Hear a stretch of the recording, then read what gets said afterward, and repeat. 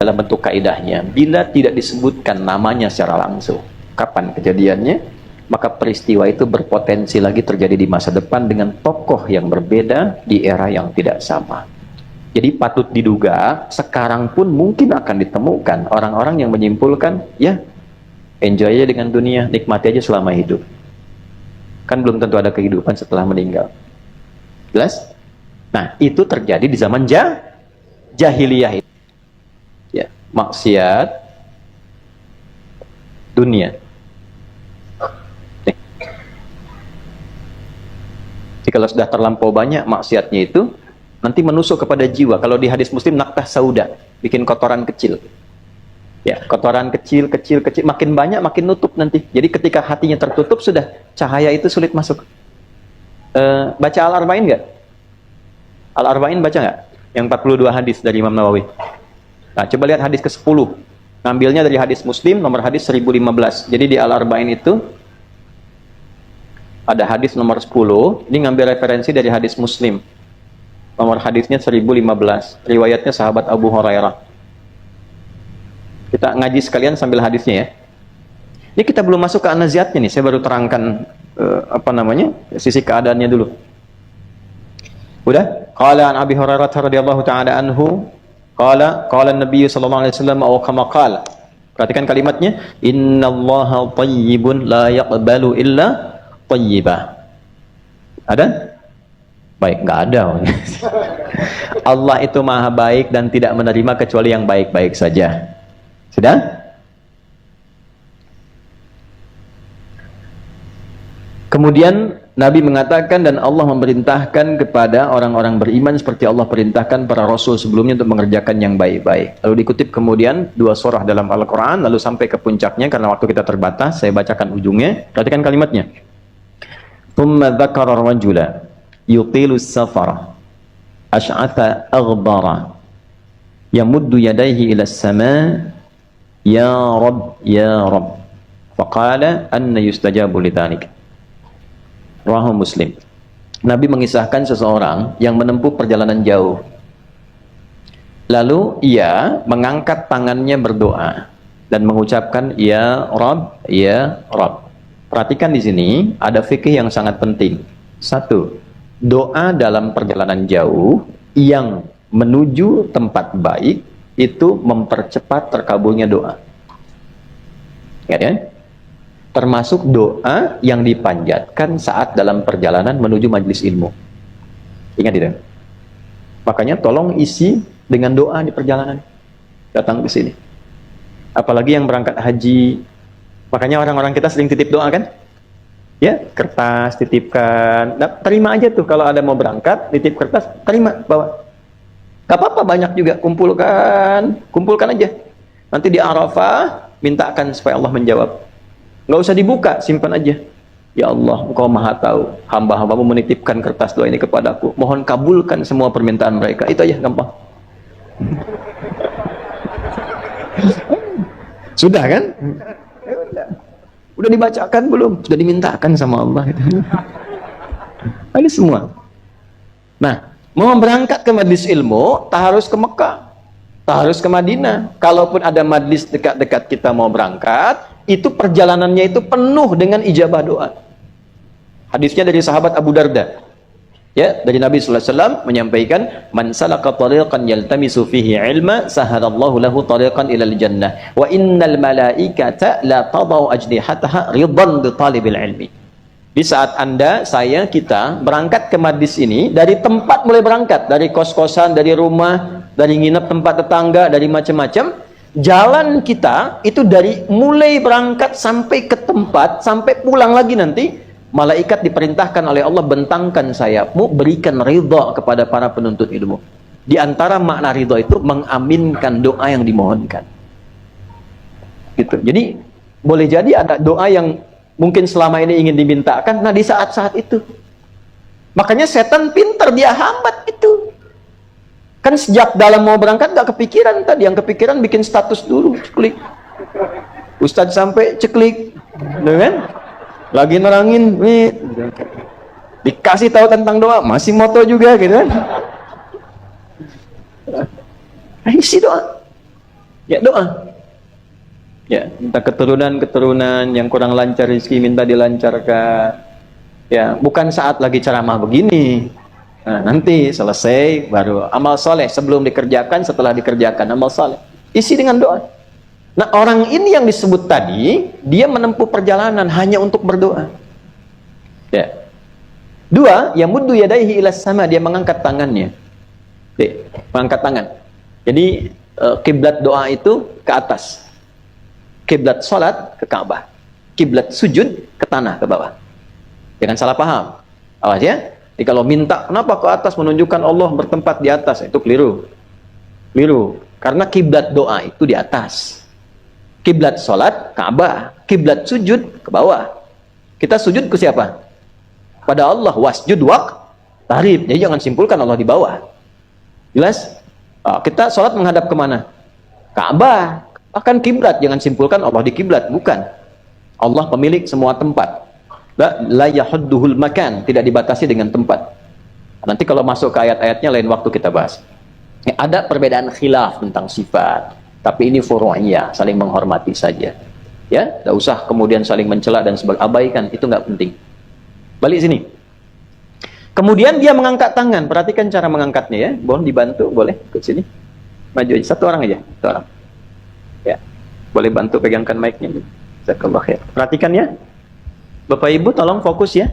Di luar kelihatan nggak? Maaf, di luar kelihatan, berdiri Ustaz. Di luar kelihatan nggak? Memang belum saya lakukan, jadi pasti nggak akan kelihatan. Tenang, belum saya lakukan ya. Nanti kalau sudah saya kerjakan baru kelihatan. Nah sini ya, lihat sini. Ini tangan ya, dua ya. Coba Bapak Ibu cek ya, cek. Dua ini. Kalau mau mengangkat, perhatikan baik-baik, nanti tergantung bagian doanya ya. Standar yang umum begini. Ini bisa ditempelkan begini. Kalau mau lebih presisi, lebih teliti lagi, ya, lebih dalam lagi, ini kan ada garis nih, kanan dengan kiri. Bikin ketemu aja, nanti ujungnya sama semua. Bikin ketemu kanan dengan kiri gini. Sudah? Nanti ujungnya ketemu semua. Ya, sepanjang kelingking sama kelingking, ya kan? Terus sampai ke ujung. Kalau kelingking sama telunjuk ya ketemu. Ya, ini temukan garisnya, ini ketemu. Kemudian diangkat sedikit di atas sini, di sini posisinya. Sudah? Ini saya agak sedikit dalam ya. Nah, nanti bisa berbeda-beda saat misalnya kondisi yang sangat mendesak, kayak minta hujan, istisqa. Atau misalnya dalam kondisi perjuangan militer, ya. Itu nanti agak dinaikkan ke atas tinggi, bisa di atas kepala. Tapi kalau misalnya minta dihindarkan dari bala, ya kalau bahasa kita tolak bala gitu ya, dihindarkan dari hal-hal yang misalnya membahayakan, nah itu terbalik, bukan begini tapi begini. Nggak pakai makanya ngaji. Ini begini. Nah, makanya kalau subuh itu kan di kunut itu kan dibagi dua. Ya kan? Ada minta rahmat, ada tolak bala. Makanya minta rahmatnya begini, begitu minta sif annal bala itu begini. Ya, jelas nggak? Paham nggak? Ini supaya tahu dulu, jangan sampai nanti yang begini salah tuh doanya dibalikin gitu, enggak. Ya, jadi jangan salah kesimpulan. Ya, jadi begini, kemudian ketika menolak sesuatu yang kita tidak inginkan seperti ini, ada. Ya, jelas di sini nggak? Nah, jadi dia mengangkat tangan begini. Nah, orang yang berdoa sekolah rasa kalau ada hamba mengangkat tangan, itu Allah akan merasa malu kalau tidak mengabulkan doanya. Ya, logika nabinya begini. Kan ada yang tanya sahabat, ya Rasulullah, kalau doa angkat tangan di mana orang minta? Kata Nabi, kalau ada orang ke kamu minta, depan rumahmu minta ke kamu, tangannya diangkat, kira-kira kamu gimana responnya? Saya malu kalau nggak ngasih ya Rasulullah. Gampangnya beginilah, depan rumah bapak ibu, orang seharian tangan begini, Bu, Pak, tolong. Kan malu kalau nggak ngasih. Jawabannya begitu. Nabi langsung jawab, Allah itu lebih malu daripada hamba kalau ada hamba ngangkat tangan nggak dikasih. Artinya apa? Bahasa gampangnya, bebasnya, orang yang mengangkat tangan dengan berdoa itu dijawab 2 kali lebih cepat dibandingkan yang dengan yang tidak mengangkat tangan. Jelas? Tapi cara mengangkat mesti belajar fikih. Misal khatib ada dengan cara tari telunjuk begini, khutbah Jumat. Ada yang di sini, ada yang di sini, ada yang seperti tadi saya sampaikan. Ya. Kemudian Dalam sujud ada doa, tapi jangan merubah gerakan dalam sholat, karena sallu kama ra'aitumuni usalli. Kalau sujud tetap begini, jangan dibalik. Sujud itu berdoa harus begini. Nah, salah. Plus, yang ketiga, cepat, safar, angkat tangan. Yang ketiga, dia membuka dengan al-asmaul husna. Dia berkata, ya Rabb, ya Rabb. Nah, rumusnya, catat rumus. Quran surah ke-17 ayat 110. Quran surat 17 ayat 110. Ulid'ullaha awid'ur rahman ayyamma tad'u falahul asmaul husna. Kalau engkau punya masalah, punya problem, punya persoalan, minta sama Allah solusi. Itu ayat sudah jelas, Bu, Pak. Nggak ada ayat Quran mengatakan kalau punya masalah bikin status, tanya AI. Nggak ada. Kita punya Quran, bukan AI. Kita punya Al-Quran, pedoman hidup kita. Kata Allah, punya masalah, minta solusi pada Allah. Qulid Allah, sebut nama Allah. Makanya kadang fitrah kita itu sudah mendorong duluan sebelum kita minta. Coba keluar dari sini, terus macet. Keluar kan tiba-tiba, ya Allah macet. Nah itu disuruh doa, bukan iya. Keluar mendung, ya Allah mendung. Doanya mana? Kan? Cicilan belum lunas. Masalah makin banyak, ya Allah. Nah itu keluar tuh. Susulkan ya Rahman. Maksudnya gini, ya Allah engkau kan yang paling sayang kepadaku, yang paling perhatian pada diriku. Aku sakit engkau sembuhkan, aku salah engkau maafkan, aku berdosa engkau ampuni. Ya Allah, aku memiliki kesulitan, tiada yang bisa menyelesaikan kecuali engkau. Kalau yang paling sayang kepadaku tidak memberikan solusi, kepada siapa lagi aku mesti minta? Rumus Quran itu ada begitu, mencari dengan bahasa yang sangat halus dan menyentuh. Umat Nabi Isa banyak maksiat. Nabi Isa berdoa, ya Allah, kalaupun engkau mau hukum, itu hambamu. Tapi kalau engkau maafkan, memang engkau yang paling penyayang. Menyentuh sekali. Ya. Nah, kalau ingin lebih dalam lagi, cari nama langsung sesuai kebutuhan. Allah memberikan nama paling indah, paling bagus sesuai kebutuhan kita. Namanya Al-Asma'ul Husna. Butuh rizki, ya Allah, ya Rahman, ya Razzaq. Mau ujian, ya Allah, ya Rahman, ya Alim. Banyak masalah, diberikan kekuatan, ya Allah, ya Rahman, ya Sabar. Solusi, ya Allah, ya Rahman, ya Al-Fattah. Jadi ibu tidak harus baca semua. Ya Allah, ya Rahman, ya Rahim, ya Sabar. Nggak punya masalah, kasih masalah tuh. Untuk menghafal tidak salah, tidak apa-apa. Nah, ketika mau disampaikan, lihat hajatnya apa. Nah, itu udah ada di Quran. Nabi Zakaria divonis tak akan mungkin punya keturunan secara medis. Maaf ibu, istrinya divonis menopause dan mandul, tak mungkin punya keturunan secara medis. Nabi Zakaria saat minta, itu mencari nama Allah sesuai kebutuhannya. Manusia membatasi, beliau sebut nama Allah pemberi tanpa batas. Qala Rabbi habli. Nama Allah pemberi tanpa batas, namanya Wahhab. Memintanya Hab. Rabbi habli min ladunka dzurriyyatan thayyibah innaka sami'ud du'a. Ya Allah, mereka mengatakan istriku tak akan mungkin punya keturunan. Mereka batasi, maka aku mohon kepadamu dengan namamu yang memberi tanpa batas. Darimu saja ya Allah, karena engkau yang maha mendengar doaku. Kalau pada yang maha mendengar tidak terkabul juga, kepada siapa lagi lantas aku mesti memohon. Itu begitu selesai doanya, selesai langsung turun malaikat mengatakan, doamu dijawab, engkau akan punya anak namanya Yahya. Itu ada di Quran surah ketiga Ali Imran ayat 38 sampai 39. Balik ke yang tadi, orang ini yang disebutkan Nabi tadi melakukan 3 langsung sekaligus. Dia berangkat safar, perjalanan jauh, dia mengangkat tangan, dia menyebut nama tertinggi untuk dikabulkan. Ya Rabb, ya Rabb. Itu nama umum tertinggi untuk mengabulkan apa yang kita mohonkan.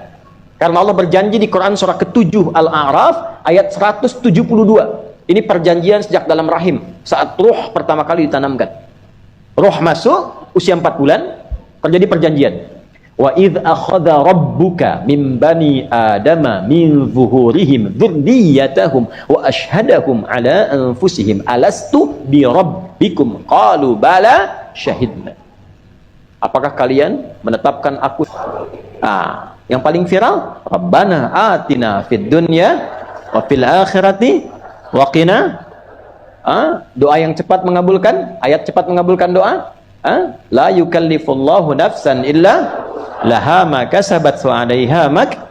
Rabbana la innasina rabbana wala isran kama hamaltahu 'alal ladzina rabbana wala ma laqa wa'fu 'anna waghfir warhamna fansurna.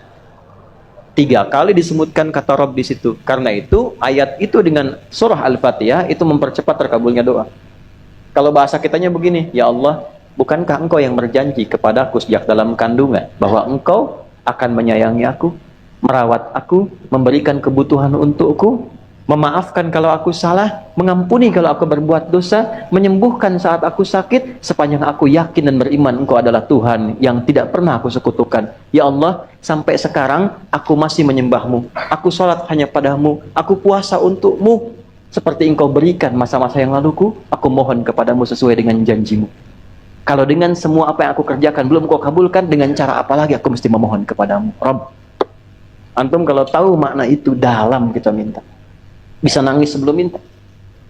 Itu kalau membacanya begitu dengan rasa demikian, itu sebelum minta terkabul sepanjang maslahat buat kita. Nah, yang paling menarik, orang ini melakukan ketiganya. Safar, ngangkat tangan, nyebut Asmaul Husna. Tapi komen Nabi, anna yustajabu lidzalik, nggak bisa dijawab. Padahal harusnya 6 kali lebih cepat. Safar 2 kali, angkat tangan 2 kali, Asmaul Husna 2 kali. Tapi komen Nabi nggak bisa dijawab. Persoalannya apa? Maaf, mat'amu haramun, mashrabu haramun, malbasu haramun, wa ghudhiya biharamin. Makanannya dari yang haram, minumannya haram, pakaiannya hasil yang haram, perangkat hidupnya haram. Nah, persis begini. Ini gelas, ada airnya. Kalau dibuka begini, maaf, ini bisa dimasukkan apa saja, air, kopi, susu, macam-macam.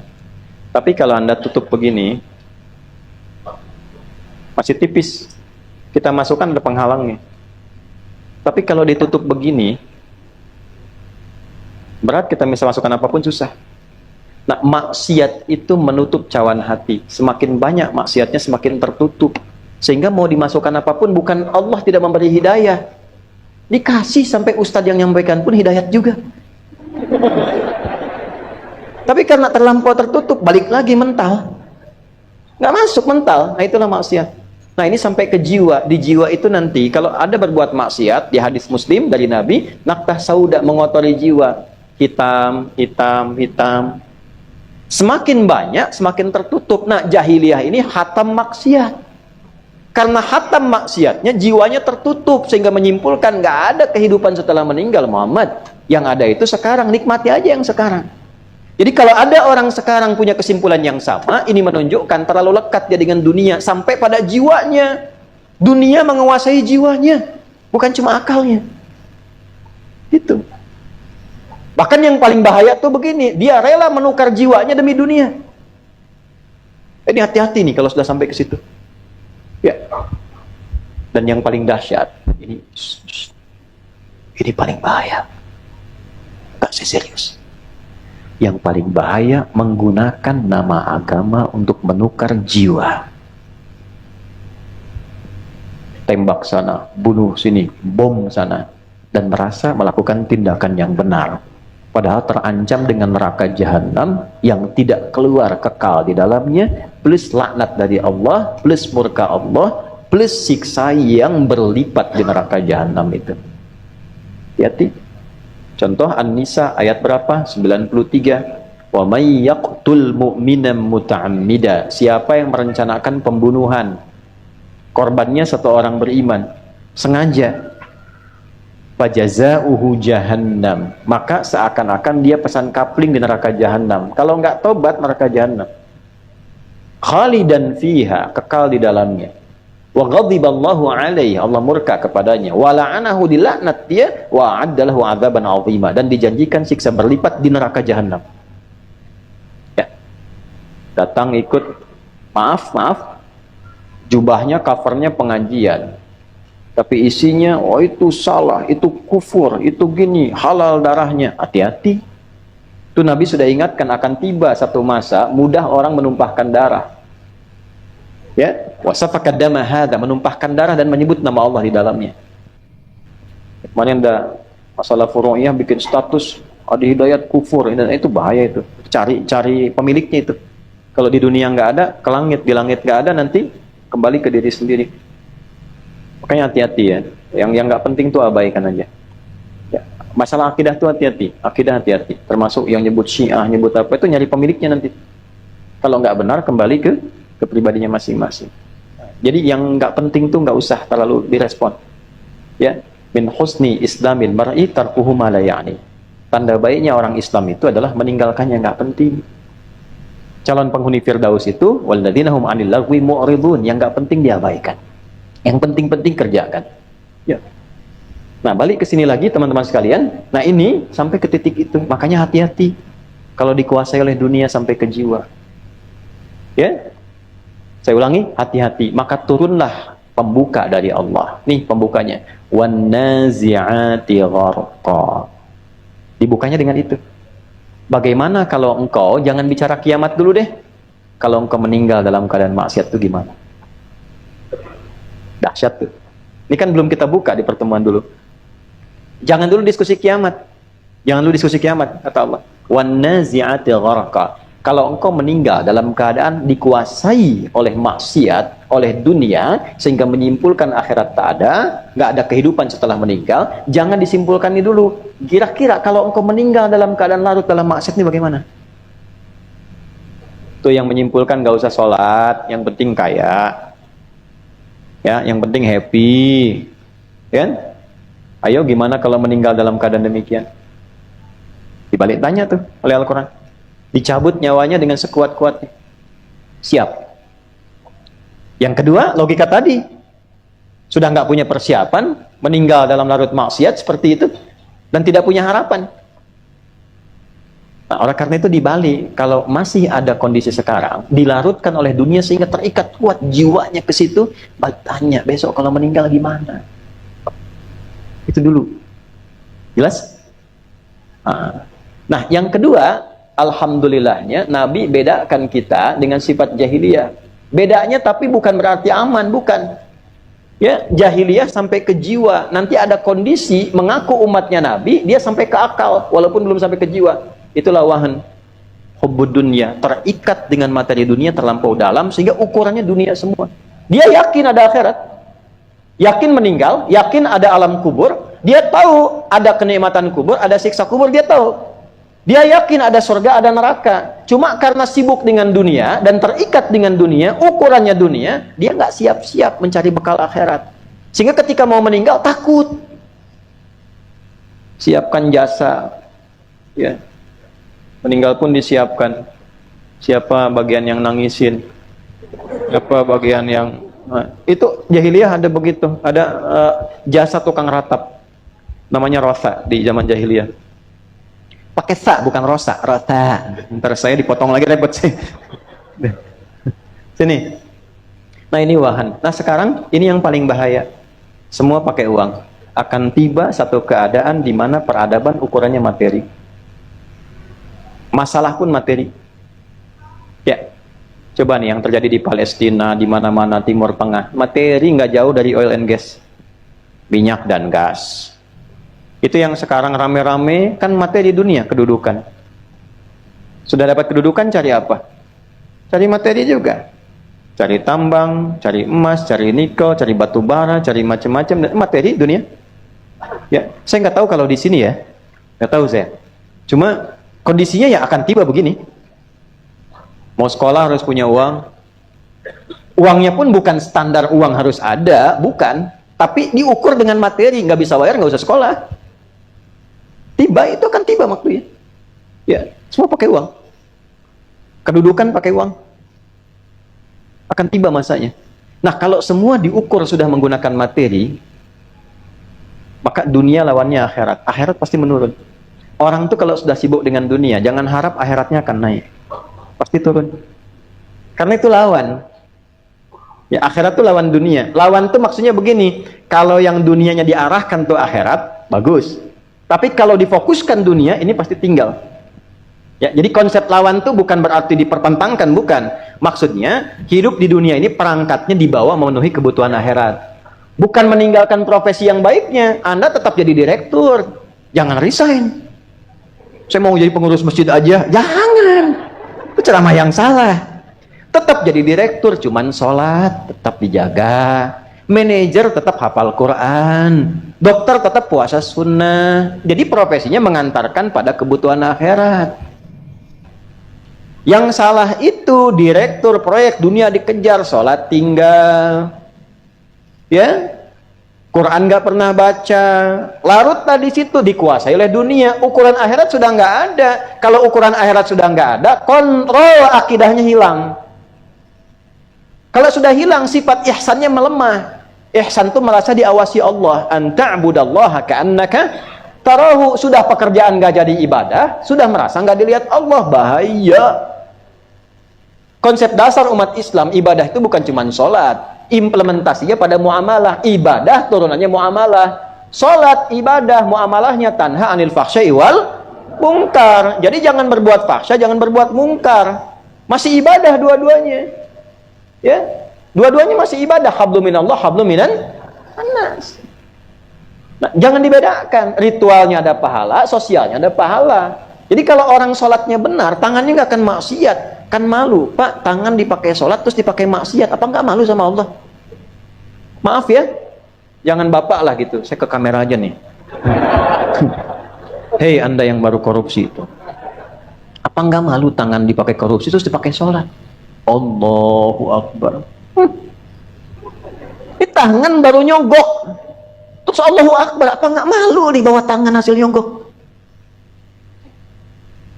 Penanya pakai apa tuh? Tuh baru ngetik yang jelek tuh. Ini begini, ini begitu. Tangannya baru dipakai untuk mencela orang.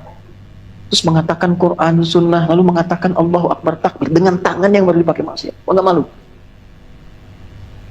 Coba antum tuh yang rekam tuh handphonenya tuh. Coba. Ada gambar apa di situ? Apa nggak malu handphonenya dimasukkan ke saku di bawah sholat dan di situ ada gambar-gambar yang tak pantas?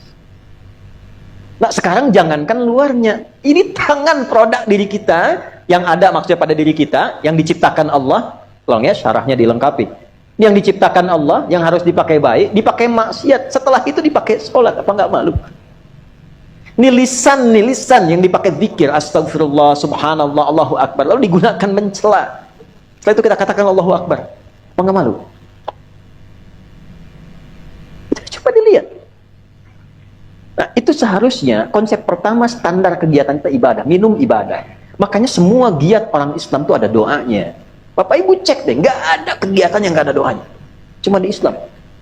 Ini menunjukkan agama ini bukan buatan manusia. Kalau bukan ketetapan Allah, nggak mungkin ada pekerjaan kecil apapun ada doa. Dan doanya beda-beda. Mana ada manusia yang bisa mengarang sesuatu, ya satu bacaan yang mengiringi semua kegiatan dan beda-beda. Manusia mana bisa begitu? Nggak ada yang bisa.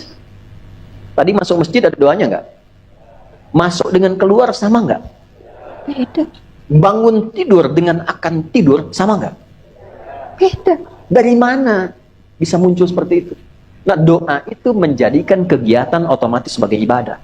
Kalau tak hafal doa, ucapkan bismillah. Ini supaya jelas ya, supaya jelas nih, saya contohkan. Saya mau minum. Khudh biyaminika ma yali. Ambil dengan tanganmu yang paling dekat denganmu. Antum kan jauh, jangan diambil. Dekat ke saya nih. Ini punya siapa? Belum tentu. Kalau belum diminum, belum tentu punya saya. Yang sudah masuk ke tenggorokan, rezeki saya. Kalaupun disiapkan tidak saya minum, bukan punya saya. Jelas? Belum tentu punya DKM, jamaah langsung pengen ngambil bisa. Ya, kalau diridhakan. Nah, lihat sini.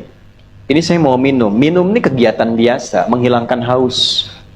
Tapi ketika saya minum, menyebut nama Allah dengan niat ibadah. Misal tak tahu doa, saya ucapkan Bismillahirrahmanirrahim. Minum. Alhamdulillahirabbil alamin. Bukan karena segar dan hilang haus, bukan. Begitu diletakkan, dituliskan pahala. Jadi ibadah, minumnya menghilangkan haus, kalimat tadi menjadikan ibadah, ditulis bekal akhirat 10 kebaikan. Kalau ikhlas. Makanya ukuran ibadah tuh enak, ikhlas. Bukan hasil. Ya, tapi kalau tadi niatnya pengen ria, pengen begini, nggak ada ibadahnya, abtar, terputus. Nah, sekarang saya mau tanya, kita hidup puluhan tahun sampai sekarang, berapa yang jadi ibadah bakal kita untuk pulang? Nah, standar kegiatan jadi ibadah. Kalau pengen ibadahnya bagus, merasa dilihat Allah, itu pasti taatnya tinggi, maksiatnya hilang. Anda kalau keluar dari sini merasa dilihat Allah, nggak mungkin Anda keluar dari sini kakinya kanan, pasti kiri. Begitu mau kanan, pindah kiri. Lalu berdoa. Dan nggak mungkin tertukar sendal di luar. Betul, karena merasa dilihat Allah. Nah, kalau ada orang mau nyogok, Anda sedang kerja, merasa dilihat Allah, nggak mungkin dilakukan. Kecuali sifat ihsan itu sudah hilang. Rasa dilihat Allahnya hilang. Anda kan di pekerjaan, kalau di kantor ada CCTV, merasa diawasi, nggak sembarangan kan bekerjanya. Nah, CCTV kita itu namanya ihsan, sifatnya. Merasa dilihat Allah. Kan CCTV itu semakin nggak kelihatan, semakin hebat. CCTV-nya Allah namanya ihsan. Semakin dahsyat kalau tak nampak. Tapi semua bagian tubuh kita kelihatan sampai ke hatinya. Nah, ketika sifat itu tidak ada, normalnya ada. Normalnya ada, makanya mau bohong hatinya menolak. Normalnya ada, tapi ketika itu hilang, itu penyebabnya tadi. Dunia terlalu banyak. Sehingga sifat ihsan itu rasa nggak ada lagi, ukurannya yang penting uang. Ya, mohon maaf nih. Termasuk hati-hati ya, yang pengelola tuh travel yang kasihan tuh jamaah-jamaah kita. Allahu Akbar, sampai sana pada pulang lagi tuh. Hati-hati itu ya. Hati-hati, hisabnya besar itu. Hisabnya besar. Orang nabung sedikit-sedikit, jual ini, jual itu, nyampe sana ternyata ada persoalan. Nah, teman-teman juga begitu. Kalau sekarang, maaf ya, sholatnya melemah tuh. Kadang-kadang aneh ya, rizki itu kan nggak tahu diatur. Akhirat kita belum pasti, kembali ke kita ini ikhtiar untuk menjemput takdir Allah. Rizki sudah diatur. Kenapa Anda, maaf ya, ini gini supaya paham logikanya. Yang punya rizki siapa? Saya ulang nih, yang punya rizki siapa? Yakin? Baik. Ini ada tawaran kerja jadi penjaga toko. Saya nggak perlu sebutkan tokonya apalah. Ya, mau Januari, Februari, April, Mei, terserah. Pokoknya toko. Jaga toko, tapi ketentuannya kalau ada waktu sholat nggak boleh sholat. Gaji 1 juta sebulan. Saya tanya, pilih jaga toko apa pilih sholat? Tentu prakteknya demikian. Naikkan lagi deh, antum nih yang kerja di perusahaan. Ada tender nih. Ini kalau 1 juta masih bisa kelihatan sholat. 100 miliar tendernya.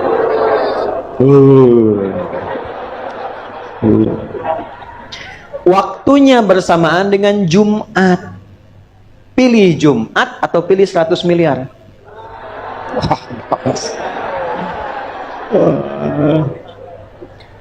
Bayar pulsa aja lagi Jumatan. Ini Qul ma indallahi khairum minal lahwi wa minat tijarah. Makanya ketika turun surah Jumu'ah itu ayat 11-nya, kalau yang yakin rezekinya dari Allah, maka kejar yang dari Allah ini. Ini aneh, dia meninggalkan Jumat. Jumat yang suruh Allah, dia yakin rezeki punya Allah, tapi dia meninggalkan perintah Allah. Allah balik nanya, kalau saya wafatkan kamu sebelum dapat itu bagaimana? Kata Allah. Jumat nggak dikerjakan, rezeki nggak didapat. Nah, tapi tidak demikian juga dalam prakteknya. Orang yang terkuasai dunia sampai kena penyakit wahan, ukurannya pokoknya uang, nggak peduli. Pokoknya saya harus dapat, berapapun biayanya. Anak saya mesti masuk kuliah di situ, berapapun biayanya. Saya mesti dapat kedudukan itu, berapapun biayanya. Saya mesti dapat barang itu, berapapun harus dikeluarkan. Di dunia udah nggak peduli bagaimana cara, ini wahan. tapi dia masih sadar nanti ada siksa kubur, nanti ada siksa neraka, ada surga. Dia sadar, tapi karena terikat dengan dunia, ujung hidupnya dia nggak siap, takut meninggal. Ya, akhirnya ya coba-coba aja untuk umroh juga gitu. Cuman hartanya dipakai dari hasil nyogok, hasil korupsi, macam-macam. Jadi begitu ada orang haji mengatakan labbaik Allahumma labbaik, maka dijawab oleh malaikat. Allah sampaikan ke malaikat, la labbaik la sa'daik. Gak ada labbaik tuh, gak ada sa'daik. Labbaik Allahumma labbaik. Datang orang hanya habis nipu orang, habis korupsi. Labbaik, kata malaikat, la labbaik. Gak ada labbaik tuh. Tuh albek tuh kan. Itu benar hadis tuh. Albeknya bukan, tambahan aja tadi. La labbaik la sa'daik, kata malaikat. Nggak ada kamu labbaik, nggak ada sa'daik, nggak ada benar-benarnya kamu itu. Itu. Kamu hati-hati. Itu Tuhan. Nah, turunlah. Apa hubungan dengan an-nazi'at? Maksudnya begini, kalau ada penyakit itu sampai pada jiwa-jiwa yang mengaku umatnya Nabi Muhammad, bayangkan bagaimana kalau diwafatkan saat demikian. Antum nih dikuasain oleh dunia tawarannya, lagi butuh-butuh banget. Ya nggak apa-apa jaga toko sana nih, tapi jangan sholat ya. Lagi butuh betul uang 1 juta. Tuh, kadang kondisinya begitu. Lagi butuh-butuhnya, tapi pekerjaannya membuat, bukan kita, saya nggak ikutan, membuat orang itu susah mengerjakan ibadah tuh. Coba, lagi butuh 1 juta nih, tawaran 1,5 juta, tapi nggak sholat. Gimana? Nah, kadang-kadang demikian. Maka turunlah wan nazi'ati gharqa. Gimana kalau engkau diwafatkan sedang ada di situ? Nah, kadang ujiannya demikian. Kalau kita lulus di situ, datangnya bisa berkali-kali lipat. Yakin ya rumus ini ya? Rumusnya Quran surah ke-62 ayat 11. Kalau yakin kejar rahmat Allah, itu datangnya 2 kali lipat. Bukan cuma utang lunas, tambah rezekinya. Itu sudah ketentuan, tapi pakai iman. Jelas? Tapi tetap ada ikhtiar. Ikhtiarnya dengan tawakal. Fa idza faraghta wa ila rabbika. Nah, kalau masih ngotot juga demikian, maka ditampilkanlah kemudian kisah Fir'aun. Ya. Sudah? Hal ataka hadithu Musa idh nada rabbuhu miwadin idhhab ila innahu faqul hal laka ila an wa ahdiyaka ila rabbika. Kenapa dibuka dengan kisah ini? Untuk menunjukkan, hei orang-orang yang iseng di zaman jahiliyah, kan Anda tahu viral kisahnya Fir'aun, ya kan? Kalau cuma Anda berkesimpulan seperti itu, tak ada kehidupan setelah kematian, kenapa Fir'aun masih dibincangkan sampai sekarang? Kenapa Anda masih tahu tentang muminya? Kenapa Anda tahu tentang keadaannya? Padahal sudah nggak ada, berarti ada kehidupan setelah kematian. Buktinya apa? Masih dibincangkan. Buktinya apa? Masih ditampakkan jasadnya. Lebih dari itu, begini, kamu dibanding Fir'aun itu hebat mana? Fir'aun itu kedudukannya luar biasa, hartanya banyak, penyokongnya kuat. Dia sombong sampai ngaku Tuhan, habis sampai sekarang. Jasadnya ditampakkan, jeleknya kebangetan. Coba lihat jasadnya Fir'aun, jelek banget kan? Ya. Dan semua pembicaraan tentang itu semua keburukan. Artinya kan hidup dalam nestapa. Dia sudah meninggal, tapi namanya masih hidup dalam keburukan. Gimana keadaan aslinya? Anda mau seperti itu? Nah, enggak, ini pertanyaan retorik, gak usah dijawab. Maksudnya tadi tuh begitu, Quran tanya begitu. Ya, hal ataka haditsu Musa. Jadi kalau masih ada yang begitu, kejar proyek, kejar ini, kejar itu, semua pakai uang, Quran balik tanya, kamu pernah nggak sih dengar kisahnya Musa? Coba deh baca dulu. Musa diutus sama siapa? Fir'aun, ya Allah. Kamu tahu Fir'aun itu siapa? Tahu, ya Allah. Kayak mana sama kamu? Fir'aun, ya Allah. Kuat mana sama kamu? Fir'aun, ya Allah. Hebat mana sama kamu? Fir'aun, ya Allah. Terus Fir'aun bagus? Enggak, ya Allah. Nestapa enggak? Nestapa, ya Allah. Lewat zamannya, lewat. Kamu pengen begitu? Tidak, ya Allah. Lantas kenapa kamu masih begitu? Ya, itu dibalik tanya. Pernah ada seseorang yang terpilih dalam satu parlemen lah. Ini contoh yang lain aja, yang di tempat sesuatu yang lain lah gitu. Datanglah sowan, minta doa.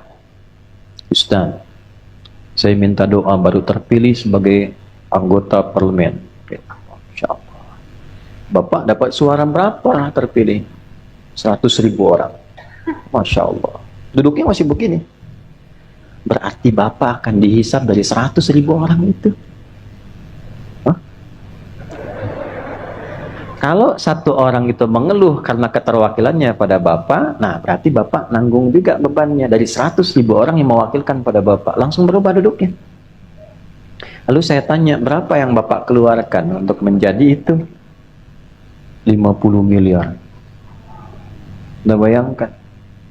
Hanya untuk dapat status 50 miliar, itu balikinnya gimana? Makanya kalau semua ukuran menggunakan uang, menggunakan materi, menggunakan dunia, hukumnya menjadi hukum dunia, sudah. Tinggal tunggu saja banyak penyakit-penyakit sosialnya. Problem. Nah, karena itu pentingnya kita kembali mengaji, dibalikan lagi. Masa iya sih yang nggak seperti Firaun pengen ikut-ikutan? Ya kan? Maka dikembalikanlah kemudian setiap eranya untuk memperbaiki diri. Dulu di zaman Nabi, itu tokohnya Abu Jahal. Sampai Nabi menyebutkannya Abu Jahal ini Firaun masa kini, kata Nabi itu. Karena perilaku yang dibangun itu seperti itu. Dan sebagainya.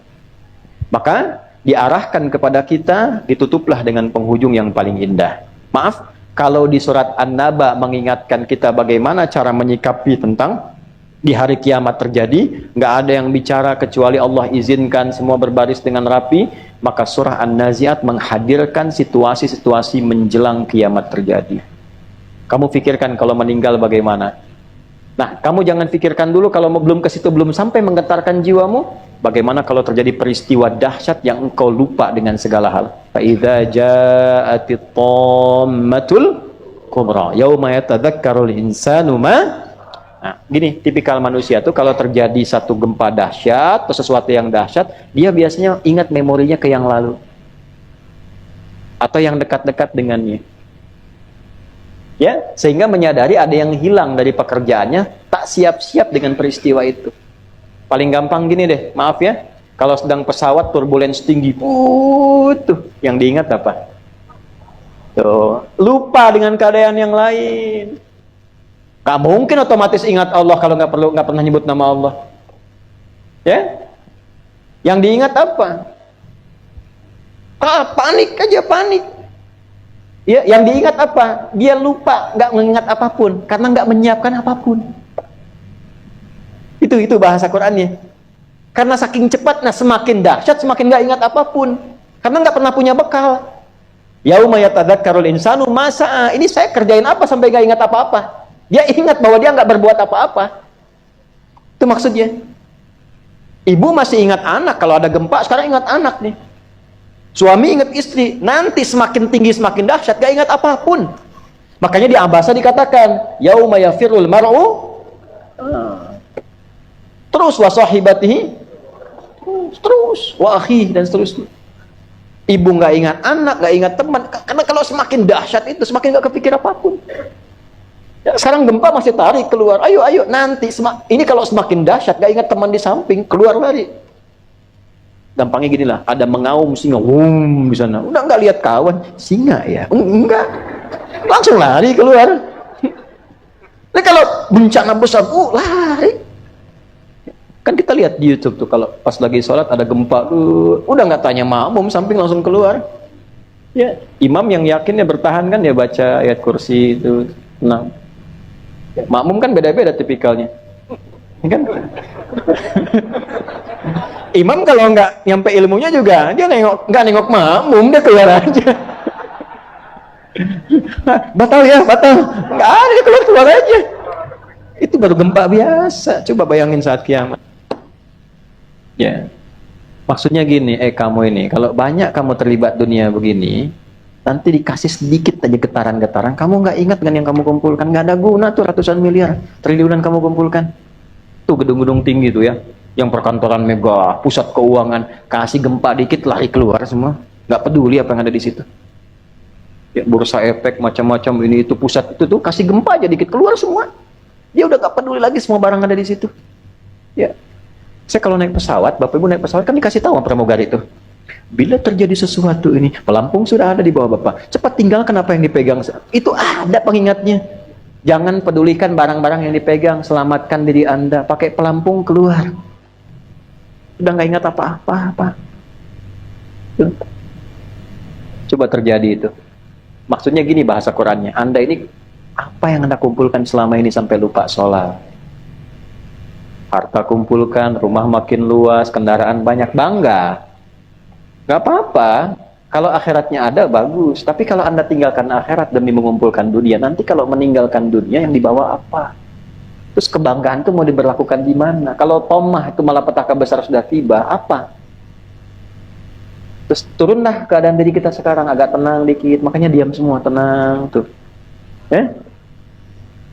Kemudian muncullah bagian yang terakhir. Begitu ada di titik tenang itu, waliman khafa. Nih.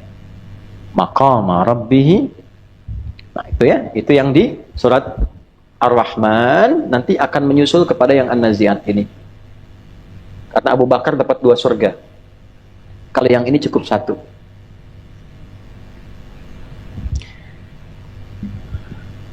Wa amma man khafa maqama rabbi wa nahan nafsa 'anil fa innal jannata hiyal. Nah, ini kuncinya. Saya akhiri sampai di sini. Perhatikan. Akhir itu maksudnya mau menerangkan ini. Ini perhatikan. Akhir itu maksudnya mau menerangkan ini.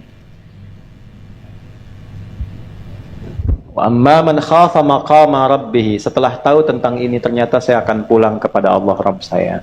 Enggak selamanya saya di dunia.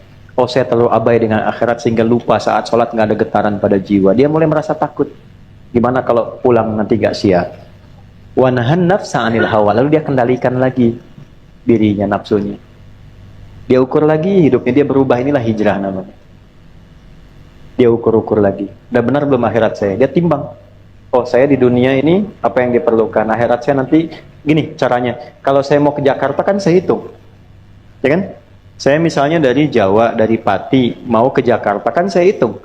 Saya mau berangkat pakai bis, apakah bisnya yang sleeper, ataukah yang biasa, terus mau naik bisnya pakai apa, saya nggak sebut nama supaya tidak endorse, apakah pakai kereta, ataukah naik pesawat, kan ongkosnya beda. Di Jakartanya di mana, nginepnya di mana, biayanya berapa. Ya kan? Dengan logika yang sama. Kalau setelah ini meninggal, pindah ke alam kubur, itu disiapkan belum? Tempatnya di mana? Keadaannya bagaimana? Gini, nyiapkannya gampang, gak usah pilih-pilih tempat, siapkan amal aja.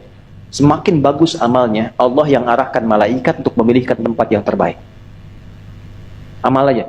Dan gak akan sibuk, gak usah sibuk berapa pajaknya di kuburan, gak usah. Siapkan dari sekarang. Tapi kalau antum pikirkan dunia terus, nanti kubur pun ukurannya dunia. Apa ingin dimakamkan di tempat yang itu ya, yang tamannya bagus, kalau bisa bikin yang 100 meter ini. Gak ada ukuran, gak sama. Amalnya aja siapin. Amal siapkan, ke Allah antarkan. Ya, saya kalau ke Mekah, saya sempatkan ke Ma'lad ziarah. Ya.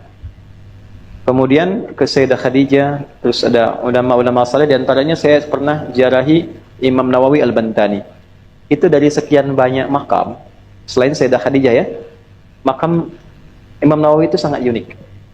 Dia lebar sendiri, dan tidak banyak orang tahu itu.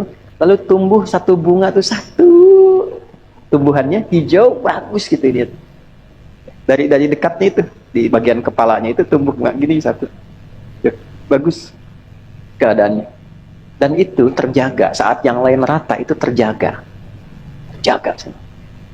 Ya, Sayyidah Khadijah, kalau Sayyidah Khadijah kan istri Nabi yang sangat mulia. Ini ulama yang luar biasa, terjaga, bagus gitu. Ya, makanya penting ziarah ke Nabi, penting ziarah ke orang tua, penting ziarah ke orang baik, ulama, orang saleh itu penting, tapi bukan untuk melakukan sesuatu yang tidak penting. Ya, kita tetap berziarah, kan menziarah itu bagian dari sunnah juga. Fal'ana fazuruha, sekarang silakan berziarah kata Nabi. Makanya Anda ke Baqi kan berziarah. Ya, di Masjid Nabawi kan setelah itu kan ziarah ke Baqi, lihat orang-orang saleh. Utsman kan bukan Nabi, sahabat bukan Nabi, itu banyak orang saleh. Ya kan? Kalau di sini saya mau ziarah pun nggak ada masalah. Cuma apa yang dilakukan saat ziarah? Nah, itu poinnya. Jangan sampai melakukan tindakan yang tidak tepat. Saya ambil tanahnya dikit supaya itu yang tidak tepat, ya. Putar-putar Ka'bah bawa gunting, kisah potong. Nah, ini masalah. Ya. Ini balik sini. Jelas sampai sini? Nah, jadi kembali lagi ke sini, kalau sudah ada, hadirkan ketakwaan. Wa ma man khafa maqama rabbi wa nahan nafsa 'anil hawa. Nah, kendalikan nafsunya. Mengendalikan nafsu untuk sesuai kebutuhan hidup namanya zuhud. Apa namanya? Kalau sudah zuhud, pasti hartanya berkah. Ya kan? Fa innal jannata hiyal ma'wa. Sudah, tinggal nunggu sampai meninggal, Allah jamin. Kalau pulang bawa sifat zuhud. Zuhud itu bukan berarti nggak kaya, tidak. Zuhud itu menempatkan harta sesuai kebutuhannya. Kalau Anda cari ibadahnya lewat harta, silahkan. Yang paling sukses kalau perlu sangat kaya, perbanyak hartanya. Dengan harta itu ibadah, ukur keluarga butuh berapa, kebutuhan sebulan berapa. Nanti dari situ kelebihannya digunakan ibadah, zakatnya, infaknya, sedekahnya, macam-macamnya. Itulah ibadah lewat harta, tetap zuhud. Bukan berarti penampilan harus compang-camping, tidak. Zuhud itu tidak begitu. Kebutuhannya apa, itu yang digunakan. Jelas? Nah, kalau sudah seperti itu, orang tua sudah bisa mengendalikan diri, nanti keberkahan turun ke anak. Ya, turun ke anak. Itu konsepnya begitu. Jadi Allah tuh indah sekali. Ketika ada orang terkuasai dunia sampai lupa dengan akhirat, ditanya, kalau kamu meninggal bagaimana? Lalu dibalik lagi yang kedua, kamu emang nggak pernah tahu kisah-kisah orang dulu yang lebih daripada kamu, sekarang seperti ini, kamu nggak lebih dari dia, pengen begitu, apa yang kamu siapkan? Terus turun dirinya, setelah turun tuh balik nanya, sudah sadar sekarang, sudah paham tentang kehidupan, kendalikan dirimu, jangan berlebihan.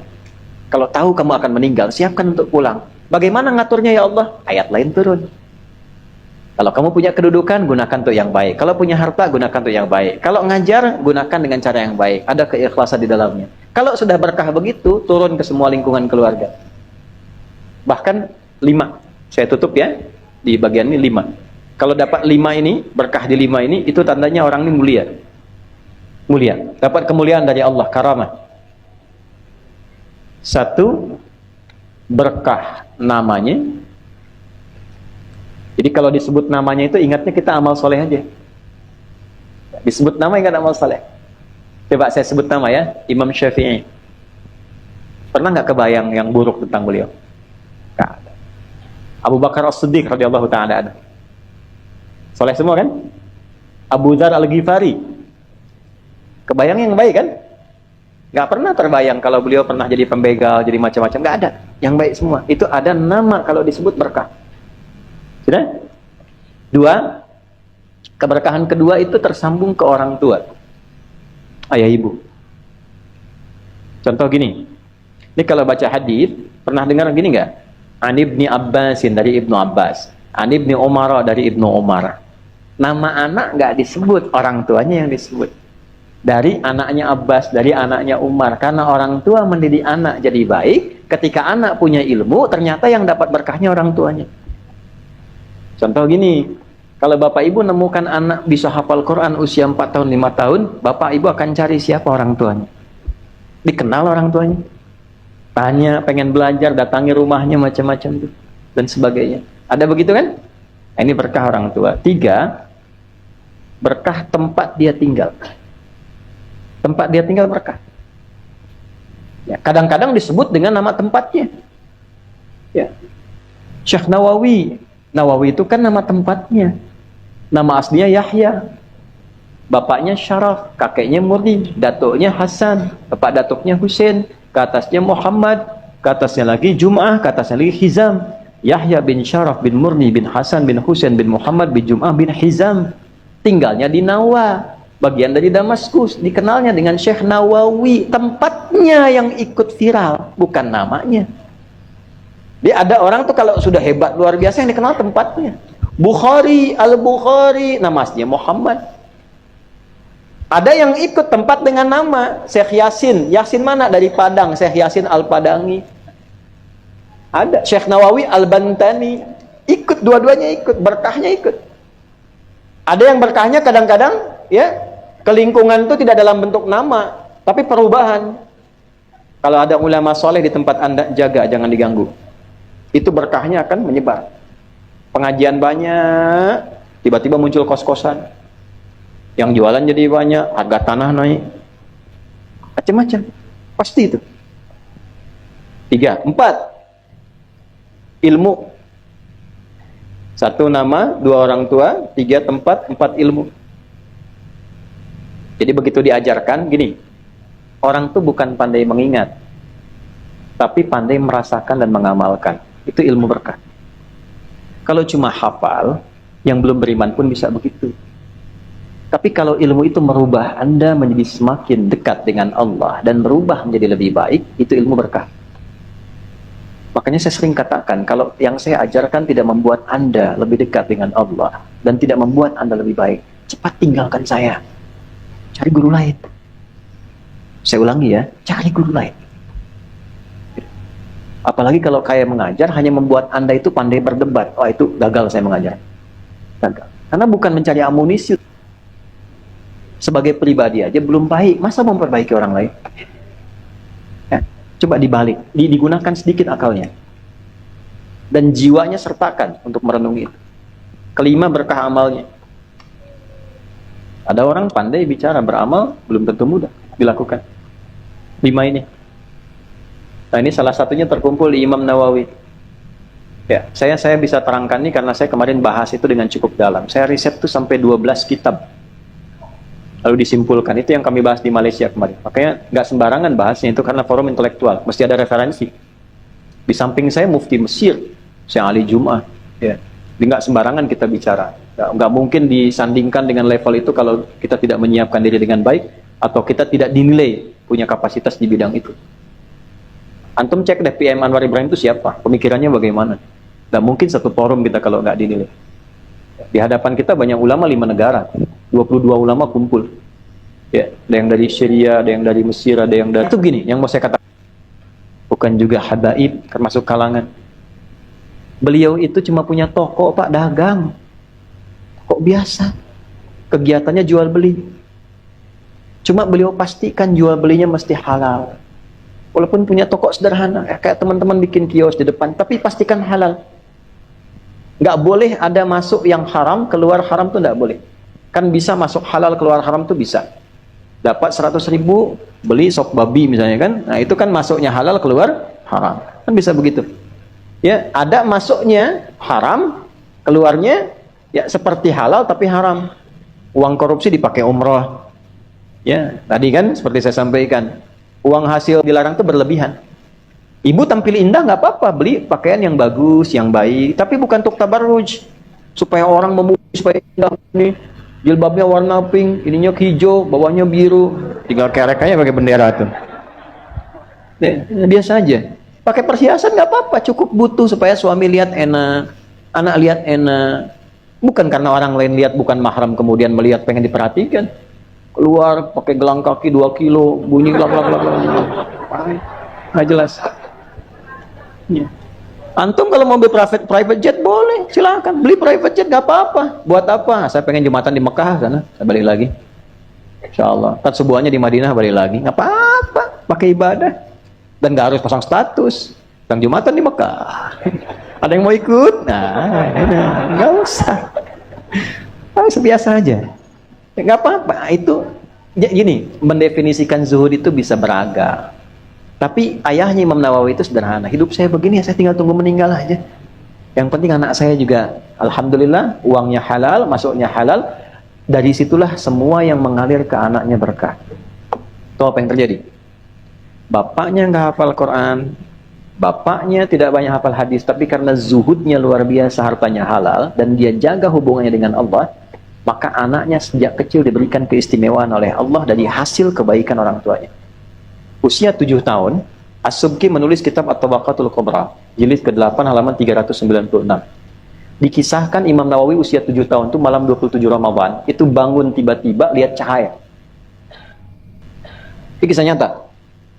Lihat cahaya, kaget, orang tua bangun. Kata Nawawi, kecil ada cahaya, orang tua nggak lihat. Sekeluarga nggak lihat, baru mereka sadar, boleh jadi tanda dari Allah ada malam Al-Qadar. Dibangunkan semua sholat. Wallahu a'lam Al-Qadarnya. Tapi ada isyarat yang baik, yang ulama viralkan itu di kitab-kitab mereka. 10 tahun, mulai muncul pemberian Allah pada dirinya. Apa itu? Dari yang halal itu kebentuk nilai-nilai kesolehan pada dirinya. Senangnya yang baik-baik aja, Quran. Dibawa oleh bapaknya ke toko yang dibaca Quran. Disuruh main, dipaksa sama teman-teman, nangis. Yang nangis tuh dibawanya Quran. Kalau nggak pakai Quran nggak enak. Ada anak begitu. Saya pernah cerita ini, satu orang tua tuh, Allah alam ya, beliau ngikuti atau bagaimana, itu ada anak saya temukan di sekolah kami itu, pernah dia TK itu, dia kalau bukan pelajaran Quran dia nangis. Dan dia keluar, TK Pak, dia keluar. Di pinggir, ya dekat rumah itu dia baca. Saya tanya, Fulan kenapa enggak masuk? Pengen sama Quran. Kalau dipaksa sama guru masuk, nangis dia. Ada yang begitu. Ada saya temukan anak, kalau dia nggak ngaji sehari sakit. Anak kecil nggak ngaji sakit. Saking cintanya dengan Quran. Nah ini dipaksa susah. Maka lewatlah namanya Syekh Yasin bin Yusuf Al-Marakashi. Kata beliau, nih anak ini rasanya tidak biasa. Kan ulama kalau semakin soleh, firasatnya bagus. Ini ulama soleh. Syekh Yasin itu orang soleh, paling soleh terkenal di zamannya. Ini anak bukan anak biasa. Kelihatannya beda. Maka dinasihati, ayahnya titipkan pada orang yang baik, orang yang soleh, orang yang pintar. Jadi bukan cuma baik, tapi juga pintar. Maka dititipkan 8 tahun dididik di Nawa, 18 tahun usia dikirimkan kemudian ke Damaskus untuk belajar. Disitulah keberkahan muncul. Tapi yang mau saya katakan, selama hidupnya itu nggak pernah makan makanan kecuali dalam jamuan ya, jamuan-jamu yang beliau pastikan halal, diajak semua orang. Di luar itu beliau nggak pernah makan kecuali yang dikirimkan oleh ayahnya. Sampai meninggal. Sampai meninggal. Jadi itu yang ngasih makanan cuma bapaknya. Sampai meninggal usia 45 tahun. Ya, beliau lahir 631, ya wafat di 676, kurang lebih 45 tahun. 24 Rajab 676 Hijrah. Lahirnya di Al-Muharram 631 Hijrah. Itu yang kirim makannya bapaknya terus. Bapaknya itu, maaf, masih hidup 7 tahun setelah An-Nawawi meninggal. Dan tahukah ibu bapak yang dikirimkan apa? Kue kering dan zaitun. Makannya ba'da isya. Sekali aja. Minumnya waktu sahar, sebelum subuh. Tiap hari begitu selama hidupnya. Makannya cuma sekali. Minumnya sekali. Makan ba'da isya, minumnya di waktu sahar. Seumur hidupnya yang dikasihkan oleh bapaknya, dipastikan orang tuanya yang makan oleh anaknya itu yang halalnya. Ini bukan berarti Anda harus ikuti. Karena memang susah. Yang makannya tadi, tapi kalau ngirimkan yang halalnya, ikuti. Makan yang sekali makan, nggak bisa. Saya diundang ke Malaysia, saya cakap ke menteri, saya bilang ke menteri besar di Selangor, saya bilang, saya ini diminta untuk pembincang tentang Imam Nawawi. Ya, saya tak biasa sebelum ikuti polanya. Jadi kalau saya diminta terangkan Imam Nawawi, saya ikutin dulu supaya merasakan. Dan kita menyampaikan dengan hati. Saya ikutilah itu. Saya makan sekali. Istri saya tahu, lihat, dimarahinlah saya. Bu Yani nggak makan katanya. Akhirnya untuk menghindari itu, nginaplah saya di kantor. Ini live nggak? Live ya? Nggak apa-apa lah. Nginaplah saya di kantor sebelum ke Malaysia. Sekali, supaya saya merasakan gimana rasanya. Ternyata nggak mudah. Nggak mudah. Itu baru makannya. Malamnya, tiap malam, beliau pergi ke Masjid Damaskus, ya Jami' Dimashq. Itu sembunyi-sembunyi supaya nggak kelihatan orang. Di pojok beliau sholat. Ketahuanlah sama seorang bernama Syekh Abdul Fattah. Ya, namanya Syekh Abdul Fattah Al-Hambali.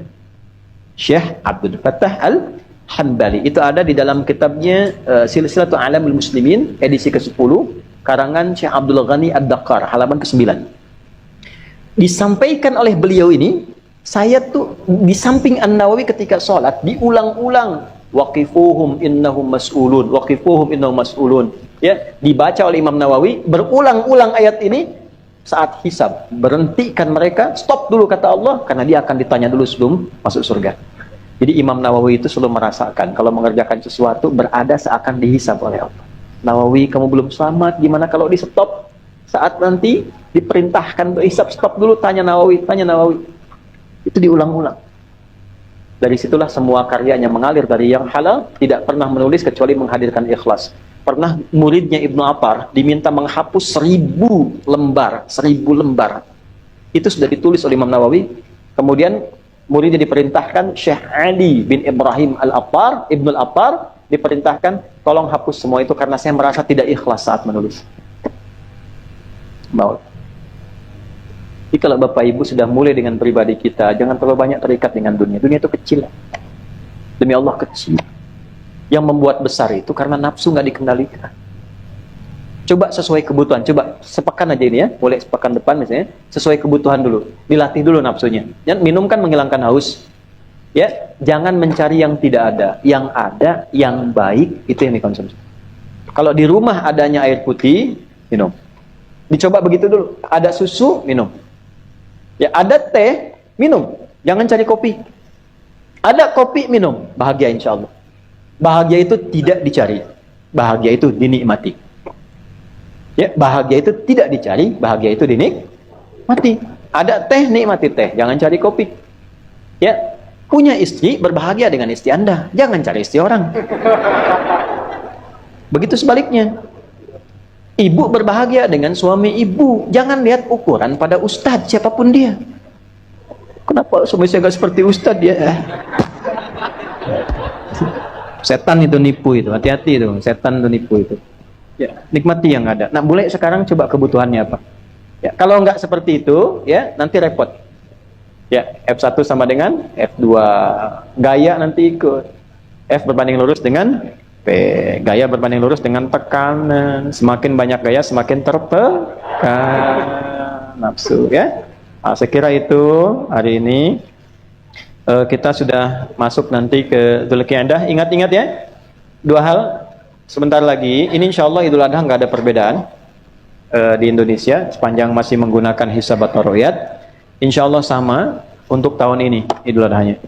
Baik itu waktu 9 Dzulhijjah ataupun 10 Dzulhijjahnya. Karena ini tidak membahas tentang fikih itu, mungkin di sesi yang lain saya bahas, tidak di masjid ini, karena kita ketemu lagi bulan depan. Bapak Ibu sekalian, saya ingatkan satu, kalau sudah masuk tanggal 1 Dzulhijjah, perbanyak amal soleh. Terus tahan maksiat. Karena bisa 2 kali lipat dosanya dibanding hari biasa. Saya ulang ya.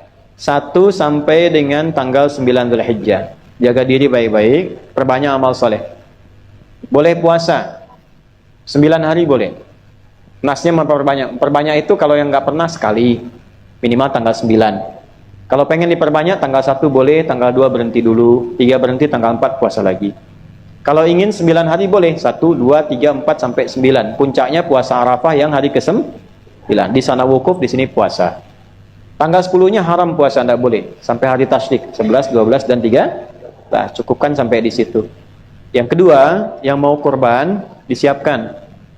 Dari yang halal. Dari yang ada, anggarannya berapa, cari yang paling bagus. Dapat berapa? Punya 4 juta, cari yang paling bagus dengan itu. Punya 3 juta, cari yang paling bagus. Dapat 1 juta belum bisa kurban karena nggak ada kambing harga 1 juta. Ya, tapi bisa sedekah. Bisa sedekah. Dulu Bilal beli ayam. Ibnu Abbas dibelikan ayam, bukan untuk kurban, untuk latihan berbagi. Makanya anak-anak TK, anak SD, kalau tak ada tabungan sampai ke kambing, ya bolehlah kemudian dibelikan ayam untuk berbagi, bukan untuk kurban, untuk menunjukkan sifat berbagi. Dulu ada nas-nas demikian, ya.